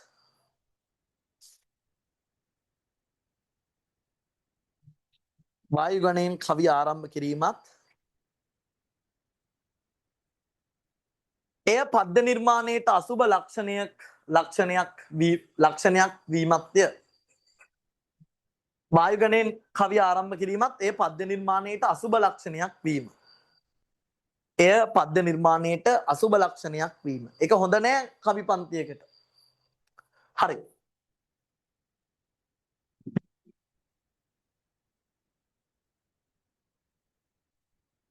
හරි නේද? හරි. දැන් අපි ඔන්න කතා කරන්න හදනවා. දැන් හොඳට සාවධානව එහුම්කන් දීලා අහගෙන ඉන්න. දැන් අපි මේ කතා කරන්නේ ගුත්තිල ජාතකය. හරිද? ගුත්තිල ජාතකයේ මේ කතාව හොඳට මතක තියාගන්න. ඔයාලට ගොඩාක් වැදගත් ਵਿਚාරයක් ලියද්දී එහෙම මේ කතාව හොඳට අවබෝධයෙන් ඉන්න එක. හරිද? හරි. ළමයි ගුත්තිල ජාතකය ඇතුලේ අපිට හම්බ වෙන්නේ ඉස්සෙල්ලාම බරණස් පුරය ගැන. හරිද? මේ ගුත්තිල කාව්‍ය අපිට ඉස්සෙල්ලාම හම්බ වෙන්නේ බරණස් පුර වර්ණනාව. හරිද? බරණස් පුරය ගැන වර්ණනා කරන ඔයාලගේ පළවෙනි කවිය තියෙනවා ඉසුරෙන් ඉඳුරු පුර පසු කරන සව් සිරිබර බරණස් නම් පවර පුරෙක් විය දඹ දිවෙහි පුවතර කියලා තියෙනවා. හරිද? ඒ කියන්නේ ළමයි මේ බරණස් පුරය කියලා කියන්නේ තාම සෞභාග්‍යමත් පුරවරයක්. මේක ඉසුරෙන් ඉඳුරු පුර සැප සම්පත් වලින් ආඩ්‍ය සැප සම්පත් ගොඩාක් තියෙන පුරවරයක් තමයි බරණස් පුරවරය කියලා කියන්නේ. හරිද? බරණස් නම් පවර පුරෙක් විය දඹදිවෙහි පුවතර. හරිද? දඹදිව තිබ්බලු බරණස් පුරය කියලා ඊටාම සුවිශේෂී පුරවරයක්. ඊළඟ කවිය තියෙනවා දුසිරි නවතාදෝ පිරිතිරෙන ඉසුරටදෝ ඉදිකල මෙන් සොඳෝ බැබලි එපුරෙහි පවුර කලදෝ. ළමයි මේ මොකද්ද කියන්නේ? බරණස් පුරය වටා තිබ්බ ප්‍රාකාරය. දැන් හිතන්නකො මේ තියෙන්නේ බරණස් පුරය කියලා. බරණස් පුරය වටා තිබ්බලු ලොකු ප්‍රාකාරයක් නෙන් හරියට චීන මහා ප්‍රාකාරය වගේ. ලොකු බැම්මක් තිබිලා. හරිද? මේ බැම්ම නිකන් හරියට පිටින් එන දුසිරි නවතාදෝ. දැන් පිටින් එනවනම් නරක දේවල්. දැන් හිතන්නකො අපි ඇයි තාප්පයක් බදින්නේ? දැන් හිතන්නකො අපි තාප්පයක් බදින්නේ ඇයි? පිටින් එන දේවල් වලින් ආරක්ෂා වෙන්න. හරිද? පිටින් එන නරක දේවල් වලින් ආරක්ෂා වෙන්න තමයි ගෙදර තාප්පයක් බදින්නේ. එහෙනම් වැත්තෑවේ හාමුදුරුවෝ කියනවා දුසිරි නවතාදෝ පිරිතිරෙන ඉසුරටදෝ. හරිද? පිටින් එන නරක නතර කරන්නද මන්දා හදලා තිබ්බලු ලස්සන මොකද්ද? බැම්මක්. ඔන්න බරණස්පුර බැම්ම ගැන තමයි වර්ණනා කරන්නේ. හරිද? ඊළඟට කියනවා පිරිසිලිලෙන් පෙනෙන මහවුර මහත් සැපතින එපුර ගිලතෙයි දන බබාලූතර වලල්ලක් වෙන. බබා කියන්නේ කාටද? මහා බ්‍රහ්මයාට. මහා බ්‍රහ්මයා හැදුවා වගේලු මේ බැම්ම. මේ බැම්ම නිකන් හරියට මහා බ්‍රහ්මයා මවලා වගේලු. ඒ තරමට මේ බැම්ම හරිය හොඳයි. හරිද? ඔන්නම බරණස් පුරය ගැන වර්ණනා කරනවා. ඊළඟට බරණස් පුරය සිට උදේනි නම් පුරයට පුරාබඩු ගැල්පිට රැගෙන ගිය වෙළඳ වෙළඳාමට. හරිද? ඔන්න ළමයි බරණැස් පුරයේ ඉඳන් උදේනි නුවරට යනවා වෙළඳ කණ්ඩායමක් මොකේදද? වෙළඳාමට. බරණැස් පුරයේ ඉඳන් උදේනි පුරයට වෙළඳ කණ්ඩායමක් වෙළඳාමට යනවා. හරිද? ඊළඟට තියෙනවා chat එකේ දාලා තියෙන ඒ කාලේ සිමෙන්තිත් තිබිලාද කියලා. මන් දන්නේ නැහැ ඉතින්. මැටි වලින් වගේ හදන්න නැති නේද? ශක්තිමත් මැටි වලින්. එන යකෝ දැන් අපේ රටේ චෛත්‍ය කරලා තියෙන්නේ චෛත්‍ය කරන්න සිමෙන්ති තිබ්බෑ. මොඩ ප්‍රශ්න අහනවා. හරිද? හරි. උදේනි පුරයට යනවා බරණැස් පුරේ ඉඳන් වෙළඳ කණ්ඩායමක්. හරිද? ඊළඟට තියෙනවා තමයි උදේනිපුර වර්ණනාව. හරිද? උදේනිපුර වර්ණනාව හරි විශේෂයි. උදේනිපුරේ වර්ණනා කරනවා කොහොමද? අර කියන්නේ සරාසලෙලු දන සතොසේ සුරාපාන කරන ලෙසේ පුරා අවුලු නොඑක රසේ සරා අවන්හල් සහසේ. ළමයි උදේනිපුර සැනකිලි භූමිය ගත්තොත් උදේනිපුර මිනිස්සු උදේට දවල්ට රැට හැම වෙලේම බොනවලු. හරිද? එහෙම තමයි උදේනිපුරේ වර්ණනා කරන්නේ. හරිද? උදේට උදේනිපුර මිනිස්සු උදේටත් බොනවා, දවල්ටත් බොනවා, රැටත් බොනවා, හැම වෙලේම බොනවා. දැන් හිතන්නකෝ බොනවා කියන්නේත් හරි මේ සංකේතයක්, කියන්නේ අදහසක් නේ. දැන් හිතන්නකෝ දැන් මං කියනවා ලංකාවේ මිනිස්සු උදේටයි දවල්ට රැටයි බොනවා කියලා. හරිද? හැම වෙලේම බොනවා. හරිද? ඒ කියන්නේ බාර් පිරිල්ල ලංකාවේ කියලා හිතන්නකෝ. යකෝ ඒ කියන්නේ ලංකාව සල්ලිකාර රටක් නේ. ඇයි ලංකාවේ මිනිස්සු හැමදාම බොන්නේ නැත්තේ? සල්ලි නැති හින්දා. හරිද? සල්ලි තියෙනවා නම් උදේටයි දවල්ටයි රැටයි බොනවා. එහෙනම් බලන්නකෝ උදේනිපුර මිනිස්සු උදේටයි දවල්ටයි රැටයි බොනවා. කොහොම සල්ලියක් ඇද්ද? ඊළඟට උදේනිපුර වර්ණාව කරන අර රගසුරා පිරූ විතින් සුරත් අඹරු පිතිසෙනෙතින් පුවත් නොදැන බමන ගතින් නටත් අයෙක් සුරා මතින් එකෙක් මොකද්ද? රගත් සුරා පිරූ විතින්. හරිද? ආයි බෝතලයක් අතේ තියාගෙන සුරත් අඹරු පිතිසෙනෙතින් පුවත් නොදැන බමන ගතින් මේක කිසි දෙයක් දන්නේ නැතුව නටත් අයෙක් සුරා මතින් ඌ බීලා සතා වගේ ඕම කර කර නටනවලු. හරිද? ඔන්නෝම තමයි උදේනිපුර ගැන වර්ණනා කරලා තියෙන්නේ. දැන් බරණැස් පුරේ ඉඳන් උදේනි නුවරට ආපු වෙළඳ කණ්ඩායමක් ඉන්නවා. ඔන්න දැන් මේ බරණැස් පුරේ ඉඳන් උදේනි නුවරට ආපු වෙළඳ කණ්ඩායමක් ඉන්නවා. ඔන්න වෙළෙන්ද සෙට් එකක් ඉන්නවා. හරිද? මේ වෙළෙන්දන්ට ඕන වෙනවා බිව්වට පස්සේ මොකක්ද ඕන? බිව්වට පස්සේ මිනිස්සුන්ට ඕන කරන දේවල් තුනක් තියෙනවා. හරිද? මම දකින විදිහට මම මේක සාහිත්‍ය ලෝකයේ තියෙන දෙයක් නෙමෙයි මම ඒක හිතලා කියන්නේ. එක පැත්තකින් බිව්වට පස්සේ සමහර මිනිස්සු ඉන්නවා නිදිය ගන්න. හරිද? සමහර අය ඉන්නවා බිව්වට පස්සේ නිදිය ගන්න ඕන. හොඳට දොයියන්න ඕන. හරිද? එහෙම සෙට් එකක් ඉන්නවා. තව ඉන්නවා කට්ටියක් බිව්වට පස්සේ කබරය දාන්න ඕන. කබරය දානවා කියලා කියන වමනේ දානවා කියන එක. හරිද? තව සෙට් එකක් ඉන්නවා බිව්වට පස්සේ වමනේ දාන්න ඕන. හොඳට වමන ටිකක් දැම්මට පස්සේ තමයි ඇඟ හරි හිරි ගහලා එන්නේ. හරිද? ඒක සෙට් එකක් නිදිය ගන්නවා අනිත් සෙට් එක වමනේ දානවා. අනිත් සෙට් එක තමයි බිව්වට පස්සේ තව කට්ටියක් ඉන්නවා එයාලට සින්දුවක් කියන්න ඕන. බහුතරයක් ඉන්නේ එයාලා. හරිද? බිව්වට පස්සේ සින්දුවක් කියන්න ඕන. දැන් උදේනේ බරණැස් නුවර ඉඳන් උදේනේ නුවරට ආපු වෙළඳ කණ්ඩායමට ඕන වෙනවා මේ වෙළඳ සෙට් එකට සින්දුවක් කියන්න. හරිද? සින්දුවක් කියලා පොඩි අර වාදනයක් දාන්න. හැබැයි කරුමෙට වාදනයක් දාන්න එකෙක් නැහැ. හරිද? ඔන්න වාදනයක් දාන්න දැන් මේ වෙළඳ කණ්ඩායම උදේනිපුර හොයනවා කාව හරි මොකක් හරි වාදනය කරන්න කෙනෙක්ව. ඔන්න එහෙනම් කොල්ලෙක් මතුවෙනවා. ඒ කොල්ලගේ නම මූසිල. මූසිල කියලා කොල්ලෙක් වීණාවක් උස්සගෙන එනවා වෙලෙන්දන්ට මියුසික් එක දෙන්න. හරිද? ඔන්න මූසිල එනවා. හරිද? මූසිල ඇවිල්ලා දැන් මොකද්ද? වීණා වාදනය කරන්නයි හදන්නේ. හරිද? මූසිල ගත්ත වීණා වාදනය. හරිද? මූසිල ටන් ටන් ටන් ගාලා ගහනවා මොකද්ද? වීණාව. හරිද? ළමයි වීණා වාදනය කරද්දී ඇත්තටම කිව්වොත් මේකා වීණා වාදනය කරනවා අහගෙන ඉන්න බෑ. හරිද? මේක වීණා වාදනයක් නෙමෙයි ඒක අප්පිරියයි. හරිද? දැන් ඇත්තම කතාව කිව්වොත් දැන් ඔයාලට ඒක මම උදාහරණයකින් කියන්නම් මට කවි කියන්න බෑ. දැන් මම මේ දක්වා කවි කිව්වා ඔයාලා හරි අමාරුවෙන් අහගෙන හිටියේ. ආන් ඒ වගේ උදාහරණයක් ගත්තොත් ඒ වගේ. හරිද? ඒ කියන්නේ මට කවි කියන්න බෑ. ඒතකොට මම කවි කිව්වා අමාරුවෙන් අහගෙන ඉන්න මොන මඟුලක් කියනවද කියලා හිතනවනේ. ආන් ඒ වගේ තමයි කාගේද මූසිලගේ වීණා වාදනය අහගෙන ඉන්න බෑ. බීපු මිනිස්සුට එක්කන නවත්තපන් මල්ලි ඕක ඇති. හරිද කියලා කියනවා. කාටද? මූසිලට. ඒ කියලා බීපු මිනිස්සු ටික කියනවා මල්ලි තරහ වෙන්න එපා. ඔයාට වීණා වාදනය කරන්න බෑ. පිළිගන්නවක බෑ. හරිද? හැබැයි අපි ඔයාලට පොඩි උදව්වක් දෙන්නම්. හරිද? ගුත්තිල කියලා ඇදුරුතුමෙක් ඉන්නවා. හරිද? ගුත්තිල කියලා ආචාර්යවරයෙක් ඉන්නවා. ඔයා ගුත්තිල ආචාර්යවරයා ගාවට ගිහිල්ලා වීණා වාදනය ඉගෙන ගන්න කියලා මේ බීපු මිනිස්සු ටික වෙලෙන්දෝ මූසිලට උපදෙස් දෙනවා. ඔන්න එනම් මූසිල වීණා වාදනයට ආසාවට යනවා කොහෙටද? ගුත්තිල ආචාර්යවරයා ගාවට. ඔන්න එනම් මූසිල යනවා ගුත්තිල ගාවට. ගුත්තිල ගාවට ගියාට පස්සේ ඔන්න දැන් ගුත්තිලගේ ගෙදරට යනවා. ගුත්තිලගේ ගෙදරට ගියාට වැඩක් නෑ. ගුත්තිල නෑ ගෙදර. ගුත්තිල සර් ගෙදර නෑ. හරිද? ගුත්තිල සර්ගේ මව සහ පියා දෙන්න තමයි ඉන්නේ. අම්මයි තාත්තයි. මවයි පියයි. හරිද?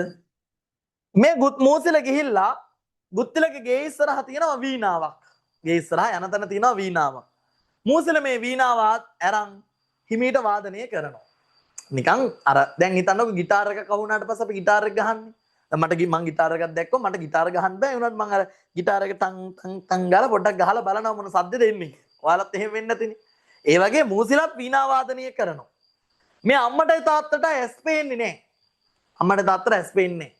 ඒක ගැන ගුත්තිල කවියා කියනවා අඳ මව්පිය දෙදෙන ඔහු අයන බව නොමදැන හතී වෙන මීයන සුසු යයි අත ගැසූ සැකයන.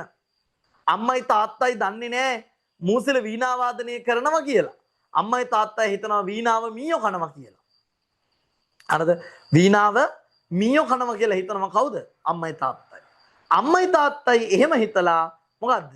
දැන් අපි කොහොමද බල්ලෙක්ව පන්නන්නේ? දුබ්බල්ලා කියලා පන්නනවා. පූසව චිප්පූසා කියලා පන්නනවා. එහෙනම් අම්මා මේ ගුත්තිලගේ අම්මයි තාත්තයි මීයව පන්නන්නේ කොහොමද? සුසු යයි අත ගැසූ සැකේන සූ සූ සූ සූ මීයා සූ කියලා මීයව පන්නනවා. හරිද? ඊට පස්සේ මූසිල කියනවා මීයෙක් නෙමෙයි මම තමයි ඒ මීයා. හරිද? මම තමයි වීණා වාදනය කරේ කියලා මූසිල කියනවා. හරිද? එහෙම කියලා මූසිල මොකද්ද කරන්නේ? මූසිල කියනවා කෝ ගුත්තිල ආචාර්යතුමා කියලා. ඊට කියනවා ගුත්තිල ආචාර්යතුමා ළඟකට ගියා දැන් එන්න යන්න කියලා ඔහොම කියනවා. ඔන්න ඊට පස්සේ ගුත්තිල එනවා. ඔන්න ගුත්තිල එනවා. මූසිල කියනවා ගුත්තිලට වීණා වාදනය කියන්නේ මූසිල කියනවා ගුත්තිලට වීණා වාදනය උගන්වන්න කියලා. ගුත්තිල කැමති වේද? ගුත්තිල කැමති වෙන්නේ නැහැ වීණා වාදනය උගන්වන්න. ඇයි ගුත්තිල වීණා වාදනය උගන්වන්න කැමති වෙන්නේ නැත්තේ? ඉස්සර ගුරුවරයෙක් ගාවට ළමෙක් ආවට පස්සේ ගුරුවරයාගේ එක සිරිතක් තියෙනවා. ඒ ළමයාගේ ශරීර ලක්ෂණ බලනවා. ඒ කියන්නේ මේ ළමයා හොඳ ළමෙක්ද නරක ළමෙක්ද මොකෙක්ද කියලා හොඳට බලනවා. ගුත්තිල දකිනවා හරිද? ගුත්තිල දකිනවා මූසිලගේ නරක ලක්ෂණ ටික. මේක හරිය නරක එකෙක් කියලා දකිනවා ගුත්තිල. ගුත්තිල කියනවා මට බෑ ඔයාට වීණා වාදනය උගන්වන්න කියලා. මූසිල යනවා අම්මයි තාත්තයි ගාවට ගුත්තිලගේ. ඊට පස්සේ අම්මයි තාත්තයි ගාවට කියලා කියන අනේ ගුත්තිල සර්ට කියන්නකෝ වීණා වාදනය උගන්වන්න කියලා. අනේ කියන්නකෝ අනේ කියන්නකෝ අනේ කියන්නකෝ කියලා අම්මට තාත්තට බල කරනවා. කියන්නකෝ උගන්වන්න කියලා. මේ අම්මයි තාත්තයි කියනවා අනේ ගුත්තිල ළමයෝ ඔය කොල්ලට උගන්වපන් චුට්ටක් වීණා වාදනය කියලා කියනවා. දැන් ගුත්තිලට බෑ කියන්න බෑ තමන්ගේ අම්මටයි තාත්තට විරුද්ධ වෙන්න බෑ. ඒකින්ද ගුත්තිල පටන් ගන්නවා මූසිලට වීණා වාදනය උගන්වන්න. ඔන්න නම් ගුත්තිල මූසිලට වීණා වාදනය උගන්වනවා. හරිද? ටික කාලයක් යනවා. හරිද? මේ දෙන්නම රාජ සේවයට යනවා. ඒ කියන්නේ ගුත්තිලයි මූසිලයි දෙන්නම රාජ සභාවේ වීණා වාදනය කරනවා. හිතන්නකෝ ගුත්තිලට පඩිය 50000ක් හම්බ වෙනවා කියලා. ගුත්තිලට 50000 නම් මූසිලට හම්බ වෙන 25000ක් වගේ. එහෙනම් භාගය පඩියක් වගේ තමයි හම්බ වෙන්නේ. සර්ට 50යි ගෝලයට 25යි. එහෙම. හරිද? මූසිලට මේකට අවුල් යනවා. හරිද? ඇයි යකෝ දැන් මූසිලට ළමයි අපි ගත්තොත් මූසිලට දැන් හොඳට වීණා වාදනය කරන්න පුළුවන්. ඇත්තටම ගත්තොත් දැන් මූසිලට ගුත්තිලට වඩා හොඳට වීණා වාදනය කරන්න පුළුවන්. ගුත්තිලට වඩා හොඳට මූසිල වීණා වාදනය කරනවා. ඇයි එහෙම වෙන්නේ? ළමයි දැන් ගුත්තිල වයසයි. හරිද? මිනිස්සෙක්ගේ වයසත් එක්ක මිනිස්සයාගේ දක්ෂකම් නැති වෙනවා. දැන් හිතන්නකෝ මම සුසන්තිකා ජයසිංහත් එක්ක රේස් එකක් දුවනවා. මම සුසන්තිකා ජයසිංහද දිනන්නේ මමද? මම දිනන්නේ. හරිද? එයාට දැන් දුවන්න බෑනේ. මම දැක්ක අර හන්දිපත් අමාරුව හැදිච්ච එකේ ඇඩ් එකකටත් එයා ඉන්නවා. එයාට දැන් දුවන්න බෑ. මං තමයි දිනන්නේ. හැබැයි එයා තමයි වැඩ්ඩා. ඒ වුණාට දිනන්නේ මම. හරිද? ඒ වගේ තමයි මේකත්. හරිද? දැන් ගුත්තිල වැඩ වුණාට වැඩක් නෑ. දැන් එයා වයසයි. දැන් වැඩ කවුද? මූසිල. හරිද? ඔන්න දැන් මූසිල දැන් මූසිලට එන අවුල්. මට මෙච්චර පුළුවන් වෙලා මට 25000යි ගුත්තිලට 50000යි කියලා හිතනවා. ඊළඟට මොකද? මේ මූසිල යනවා රජතුමා ගාවට. ඔන්න රජතුමා ගාවට යනවා. හරිද? ඔන්න රජතුමා ගාවට යනවා. මූසිල ගිහිල්ලා කියනවා රජතුමනි මටත් ඇදුරුතුමා හා සමානව නැත්නම් මගේ ගුරුවරයා හා සමානව මටත් පුළුවන් වීණා වාදනය කරන්න. මටත් දෙන්න සමාන වැටුප්.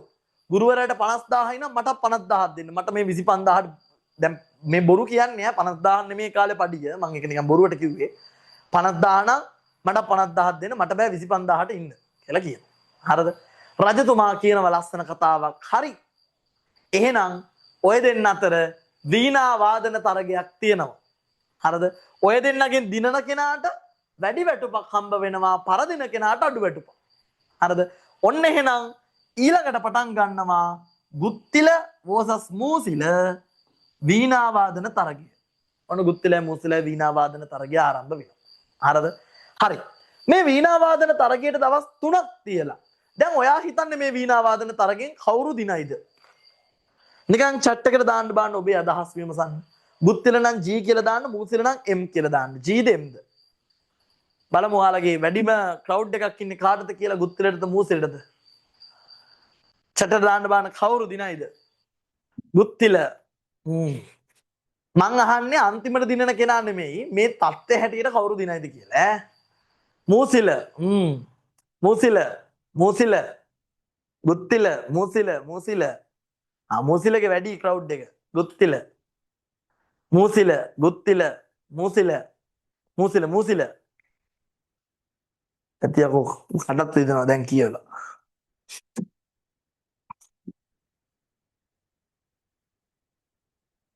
හරි. කවුරු හරි දිනයිනේ නේද අපිට මොකද? හරි. කවුරු දිනයිද? ළමයි මතක තියාගන්න මෙතන ඇත්තටම වීණා වාදනයේ දිනනවා නම් දිනන්න තිබේ මූසිල. හරිද? මූසිල තමයි ඇත්තටම වීණා වාදනයේ දිනන්නේ. ඇයි ඒ?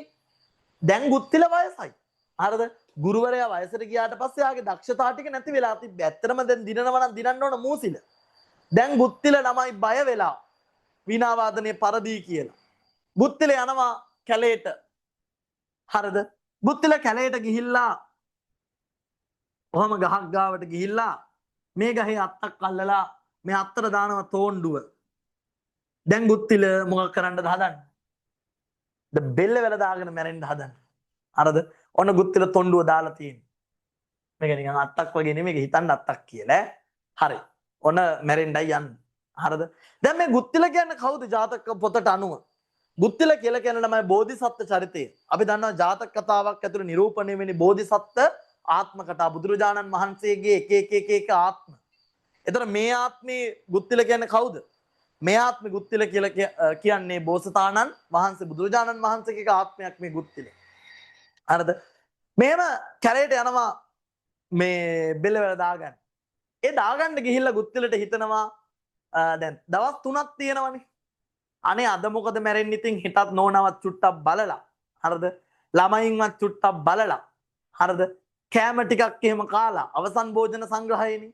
කෑම ටිකක් එහෙම කාලා එනවා කියලා හිතනවා. එහෙම හිතලා ගුත්තිල යනවා ගෙදර. දැන් දවස් 2යි. ආයි එනවා. දැන් දවස් 2ක් තියෙනවා වීණා වාදනයේට. ආයි හිතනවා අනේ ඉතින් දවස් 2ක් තියෙනවනේ.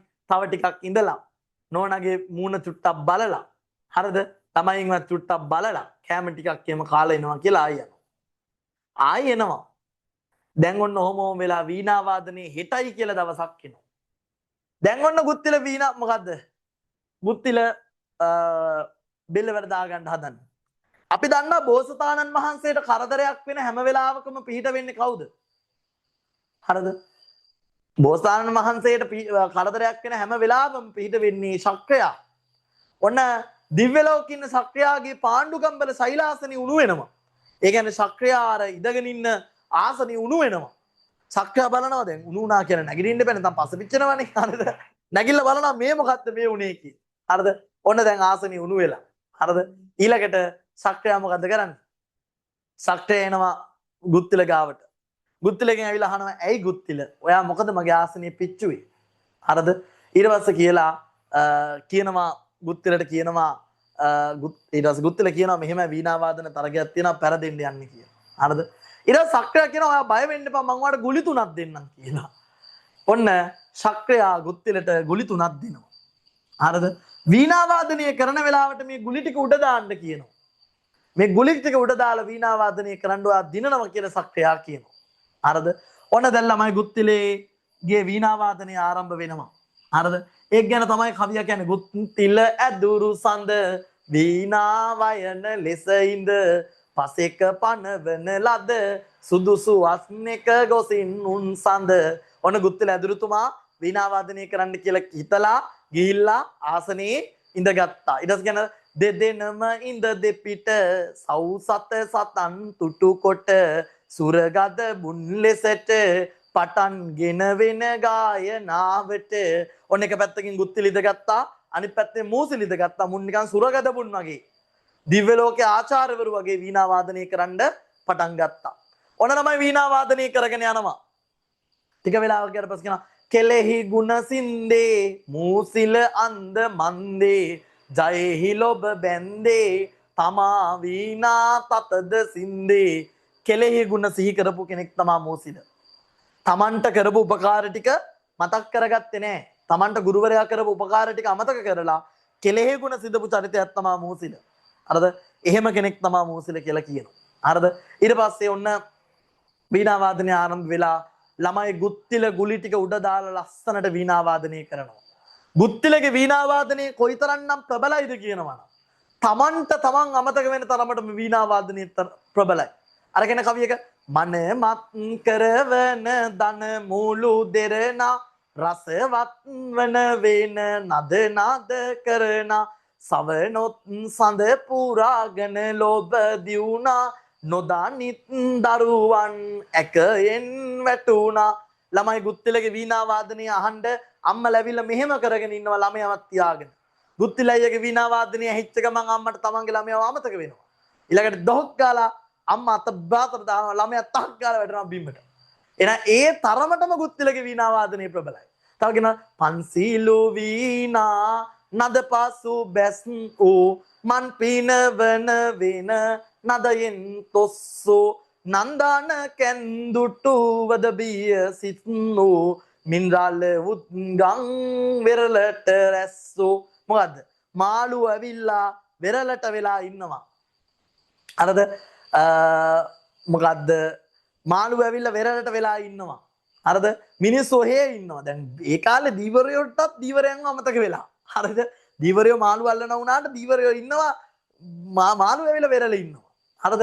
එහෙනම් මාළුන්ටත් මාළුන් අමතක වෙලා උනුත් ඇවිල්ලා අහගෙන ඉන්නවා. හරිද? එහෙනම් ඒ තරමටම මේ වීණා වාදනයේ ප්‍රබලයි. හරිද? අර කියන්නේ නිති නීරි දුකේ රැකවලෙහි නියුත්තෝ ෘතිලේස රුපුනොද බිද ජය ගත්තෝ පැතිරෙන වෙන නද බැදුණු සිත ඇත්තෝ අතිනා විගිලි හේන බවනෝම දත්තෝ. මොකද්ද?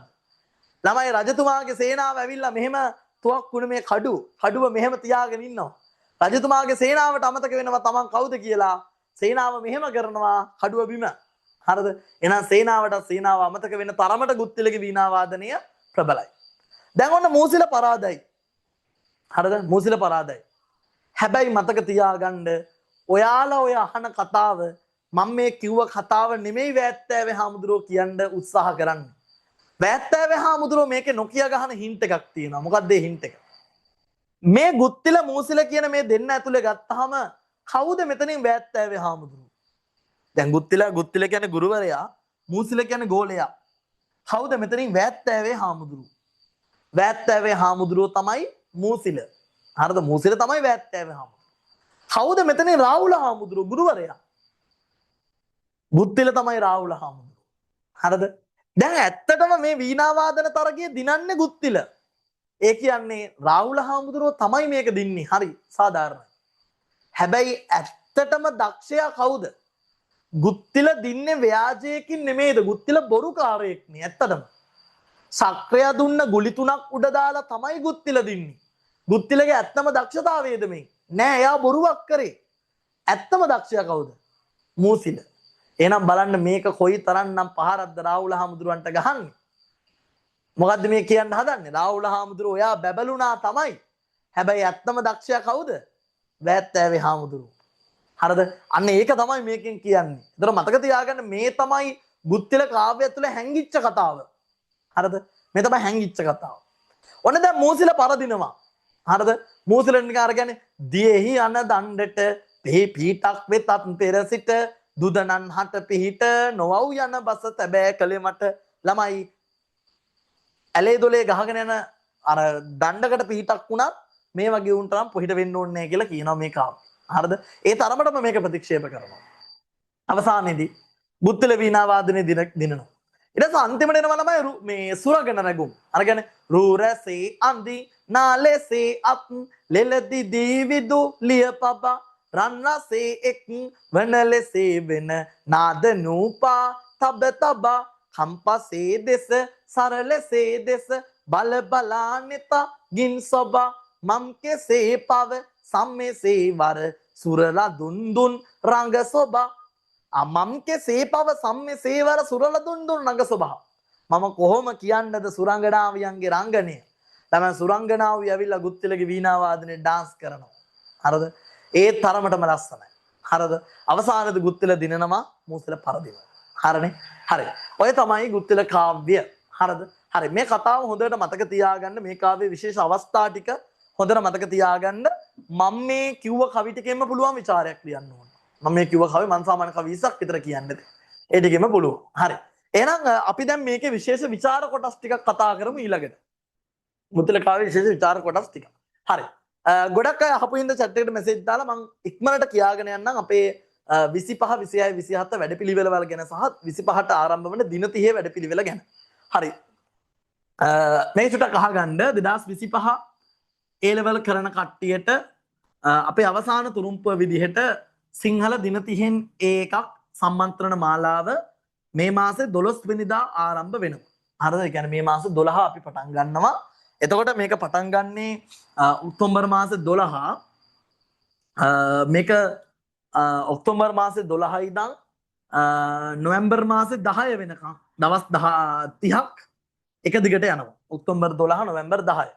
මේ දවස් 30 ඇතුළත සියලුම සාහිත්‍ය පාඩම් සියලුම ව්‍යාකරණ පාඩම් ටික මුල සිට ආවරණය කරනවා. පළවෙනි දවස් කිහිපයේ පළවෙනි දවස් 22 පළවෙනි දවස් 22 කරන්නේ සියලුම ව්‍යාකරණ සාහිත්‍ය විචාර කොටස් ඔයාලට කවරන වෙච්ච හැම දෙයක්ම ආවරණය කරනවා. ඊළඟ දවස් 8 අපි අපේ අවසන් අනුමාන ප්‍රශ්න පත්‍ර 5 අපි සාකච්ඡා කරනවා. අවසාන ෆයිනල් අනුමාන ප්‍රශ්න පත්‍ර සහ 5 සාකච්ඡා කරනවා. ඊළඟට මේ පාර ඔයාලගේ මොඩල් පේපර් දෙක සාකච්ඡා කරනවා සහ අවසාන ප්‍රධාන පළාත් 5ක ප්‍රශ්න පත්‍ර 5ක් අපි අන්තිමට කතා කරනවා. එතකොට ප්‍රශ්න පත්‍ර වශයෙන් ගත්තොත් ඔක්කොම පේපර් 15ක් විතර විභාගයට කලින් අපි කරනවා. ඔයගේ වැඩපිළිවෙලක් තියෙන්නේ. මේකට සම්බන්ධ වෙන හැමෝටම ව්‍යාකරණ ෂෝට් නෝට් එකක්, සාහිත්‍ය ෂෝට් නෝට් එකක්, සාහිත්‍ය විචාර 50ක ටියුට් එකක්, අනුමාන ප්‍රශ්න පත්‍ර 5ක්, ඊළඟට අවසාන අවුරුදු 10 අවසාන අවුරුදු 5 පාස් පේපර් සාකච්ඡා කරන වීඩියෝ 10ක් ඔයාලට හම්බ වෙනවා. සහ ව්‍යාකරණ සාහිත්‍ය සියලුම පාඩම් ආවරණය වෙන වීඩියෝ 50ක් හම්බ වෙනවා. හරිනේ? ඒ වගේ ලොකු වැඩ ටිකක් තියෙනවා. 25 කට්ටියට ඒකට සම්බන්ධ වෙන්න පුළුවන්. මේ මීටින් එකේ ඉන්න 2026 සහ 27 කට්ටිය එයාලට අපේ තියරි පන්ති තියෙනවා 26 27 අය. එයාලට ඒවත් එක්ක සම්බන්ධ වෙන්න පුළුවන්. 26 26 තියරි පන්තිය සතියේ දවස් 3ක් යනවා. 27 එක දවස් 2ක් යනවා. ඔය විතර වැඩ ටික යන්නේ සීලුම් පාඩම් ටික මුලින් ඉඳන් ආවරණය කරනවා. ඒ වගේම 26ට ඉස්සරහට රිවිෂන් උත් පටන් ගන්නවා. මේ 25 කට්ටිය ගියාට පස්සේ. හරි. ඔයගේ වැඩ පිළිවෙල ටිකක් තමයි තියෙන්නේ. සම්බන්ධ වෙන කට්ටිය මෙන්න මේ නම්බරයට WhatsApp message එකක් දාගෙන යන්න 0.78යි 95යි 87යි 734 මේ නම්බරයට message එකක් දාන්න. ඔයාගේ නමයි විභාග වර්ෂයයි දාන්න. නම සහ විභාග වර්ෂය දාලා message එකක් දාන්න. හරිනේ? හරි. එහෙනම් අපි යන් ගුත්තිල කාව්‍යයේ විශේෂතා ටිකක් කතා කරගෙන යන්න. හරි.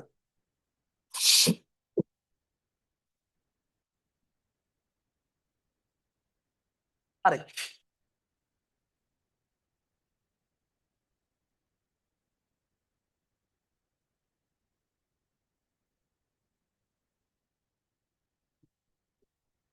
හරි. මොනවද ගුත්තිල කාව්‍ය අපි දකින විශේෂත්වයන් කියන එක. හරිද? හරි. ඔයාලා පොඩි අනුමාත්‍රිකාවක් දාගන්න ගුත්තිල කාව්‍යයේ විශේෂතා කියලා. තියාගන්න නොට් එක ගුත්තිල කාව්‍යයේ විශේෂතා කියලා පොඩ්ඩක් දාගන්න.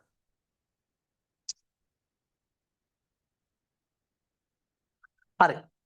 එතකොට ගුත්තිල කාව්‍යයේ විශේෂතා ගැන කතා කරොත් ළමයි මේක ඇතුළේ අපිට හම්බ වෙන ප්‍රධානම ලක්ෂණය තමයි මතක තියාගන්න මේ ගුත්තිල කාව්‍ය රචනා වෙන්නේ වැත්තෑවේ හාමුදුරුවෝ රාහුල හාමුදුරුවත් එක්ක තිබ්බ හරිද වැත්තෑවේ හිමියන් රාහුල හිමියන් අතර පැවති මතභේදාත්මක තත්ත්වය ඒ දෙන්න අතර ගැටුමක් තිබ්බා. ගැටුමක් කියන ගහගන්නවා කියන එක නෙමෙයි. හරිද? ඒ දෙන්න හාමුදුරුවෝ ගහගත්තේ නෑ. ඒකෙන් කියන්නේ ඒ දෙන්න අතර යම්කිසි අර ආරවුලක් තිබ්බා. ඒතර මේ ආරවුල මූලික කරගනිමින් තමයි වැත්තෑවේ හාමුදුරුවෝ මේක ලියන්නේ. හරිද? ඒතර වැත්තෑවේ හාමුදුරුවෝ කෙලින්ම රාහුල හාමුදුරුවන්ට මෙතන පොඩි අර හින්ට් එකක් ගහන එක තමයි කරන්නේ. හරිද? එහෙනම් මතක ගන්න ගුත්තිල කාව්‍යයේ විශේෂත්වය තමයි මොකද්ද වැත්තෑවේ හාමුදුරුවෝ සහ රාහුල හාමුදුරුවෝ අතර තිබෙන මතභේදාත්මක තත්ත්වය මූලික කරගෙන රචනා වෙන එක. එහෙනම් පළවෙනි විශේෂත්වය ලියා ගන්න. පළවෙනි විශේෂත්වය දාගන්න. වැත්තෑවේ හිමියන් හා වැත්තෑවේ හිමියන් හා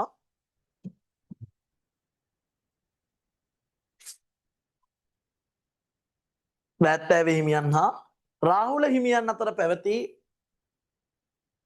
වැත්තෑවේ හිමියන් හා රාහුල හිමියන් අතර පැවති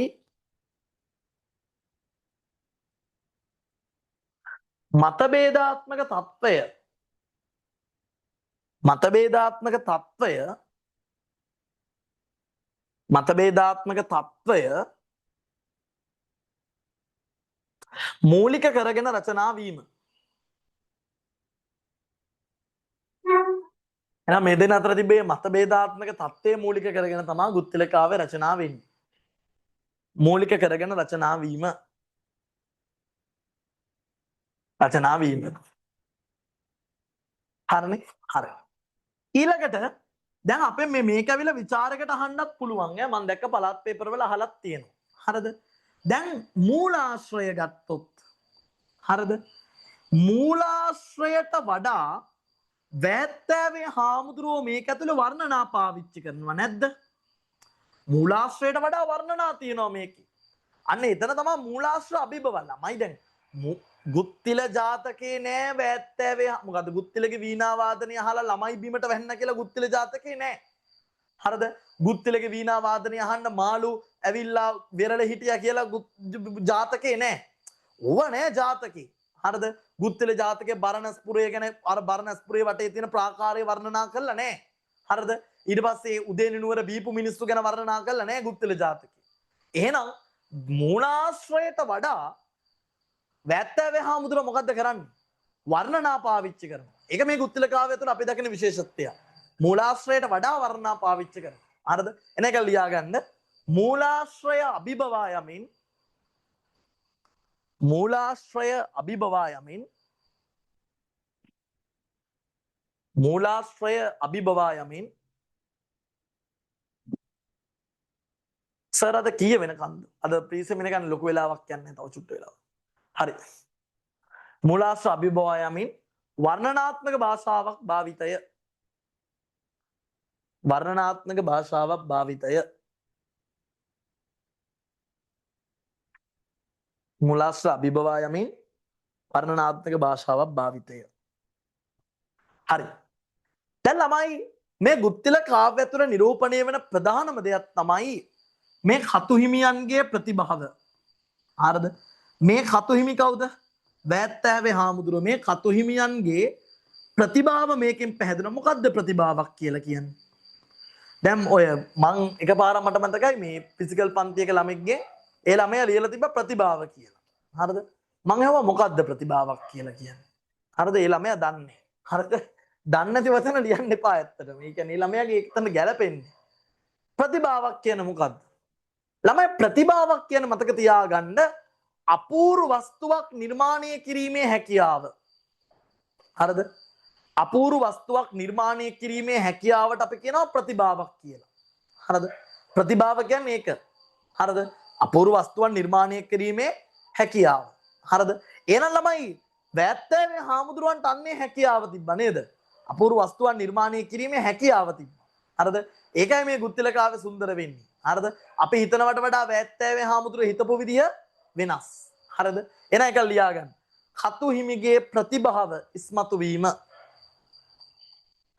කතු හිමිගේ ප්‍රතිභාව ඉස්මතු වීම.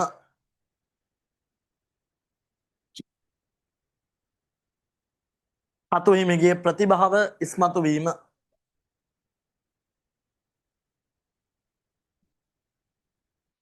හරි. ළමයි බුද්ධල කාව්‍ය ඉදිරිපත් කරපු ඒ තත්කාලීන සමාජය. තත්කාලීන සමාජයක් කියන්නේ මොකද්ද? මේ ගුත්තිල කාව්‍ය ඉදිරිපත් කරන ඒ කාලේ සමාජය. ගුත්තිල කාව්‍ය කියන ඒ කාලේ සමාජයට කියනවා තත්කාලීන සමාජය කියලා. හරිද? ඒ තත්කාලීන සමාජය අද මේ කියන සමකාලීන සමාජයට සමානයි.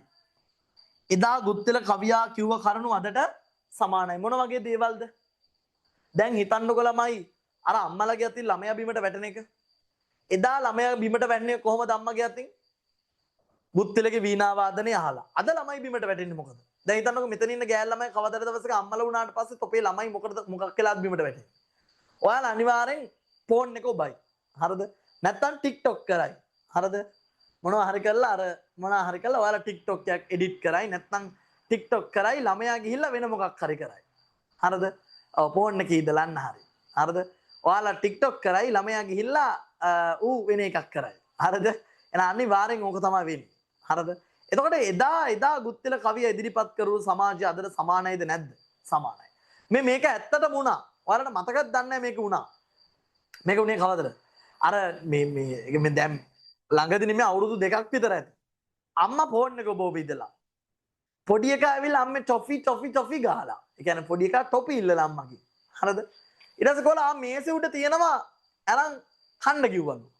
මේසෙ උඩ ටොපිත් තියලා තිබිලා අනිත් පැත්තේ තිබිලා ආච්චි අම්මගේ මේ දියවැඩිය පෙති ටික. පොඩි එකා ටොපි කියලා ආච්චි අම්මගේ දියවැඩිය පෙති ටික කඩලා දාගත්තා. මේක ඇත්තටම වෙච්ච දෙයක්. ඔයාලට මතක ඇති සමහර විට. හරිද?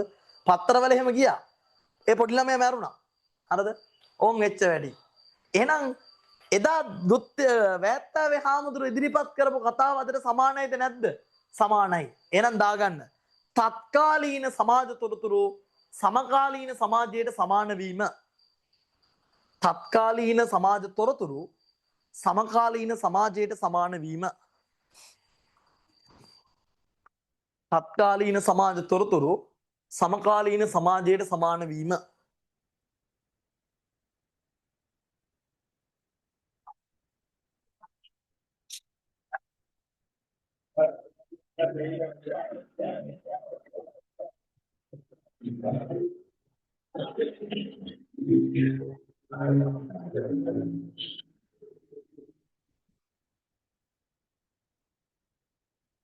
හරිද?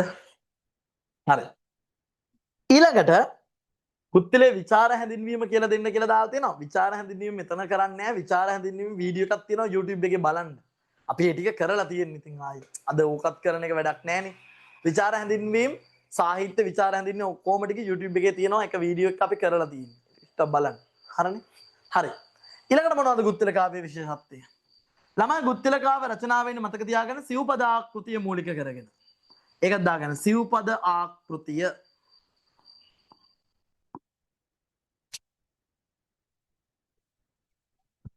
සිව්පද ආකෘතිය මොකද්ද සිව්පද ආකෘතිය කියලා කියන්නේ? ළමයි පද 4කින් කවි ලියවෙන එක. පද 4යි මේක කවි ගොඩක්. පද 4යි. හරි. ඒ වගේම හැම කවියකම වගේ ප්‍රබල විදියට එලි සමය පාවිච්චි කරනවා. මේකත් දාගන්න. ප්‍රබල එලි සමය. ප්‍රබල එලි සමය. හරි. ඊළඟ ලක්ෂණය දාගන්න ළමයි ප්‍රබල භාෂාලංකාර භාවිතය.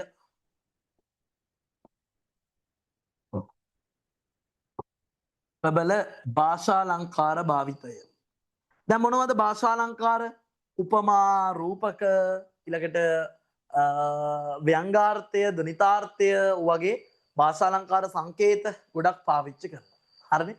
හරි. එහෙනම් ගුත්තිල කාව්‍යයට අදාළ මූලික හැඳින්වීම් සහ විචාර කොටස් ටික අදට මෙතකින් අවසන් කරනවා. අපි එහෙනම් ඊළඟ දවස් හම්බෙමු. YouTube එකට තව ගුත්තිල කාව්‍යයට අදාළ එක වීඩියෝ එකක් දාන්න බලාපොරොත්තු වෙනවා. ඒකත් බලන්න අපේ ෆ්‍රී ක්ලාස් වලට එන අය. එහෙනම් දින 30 සම්මන්ත්‍රණය සහ කවි කීයක් විතර පාඩම් කරගන්න ඕනද කියලා කියලා දානවා. ඒකත් අහගන්න ඕන කවි පාඩම් කිරීම හා සම්බන්ධව. හරිද? කවි පාඩම් කරද්දි දැන් හිතන්නකෝ බරණැස්පුර වර්ණනාව කියලා. බරණැස්පුර වර්ණනාවෙන් කවි 3-4ක්. හරිද? උදේනිපුර වර්ණනාව කවි 3-4ක්. අන්න එහෙම පාඩම් කරගන්න. එක කොටසකට අදාළ වෙන විදිහට පාඩම් කරගන්න. හරිනේ? හරි. එහෙනම් දින 30 සම්මන්ත්‍රණය සහ අපේ තියරි ක්ලාස් එක කෙන කට්ටිය ඉන්නවා නම් මේ නම්බරයට WhatsApp message එකක් දාගෙන යන්න 078යි 95යි 87යි 734. හරිනේ? හරි. එහෙනම් අදට සමුගන්නවා හැමෝටම සමා වෙන්න ඕන YouTube live එක දෙන්න බැරි වුණාට YouTube එකේ රෙකෝඩ් එක බලන්න පුළුවන් වෙයි. මම අප්ලෝඩ් කරන්නම්. ඒ ටික මතක් කරනවා. එහෙනම් අයි බොහෝ වේවා හැමෝටම සුබ දවසක් සුබ රාත්‍රියක්. අපි එහෙනම් ඊළඟ දවසේ හම්බෙමු. හරි.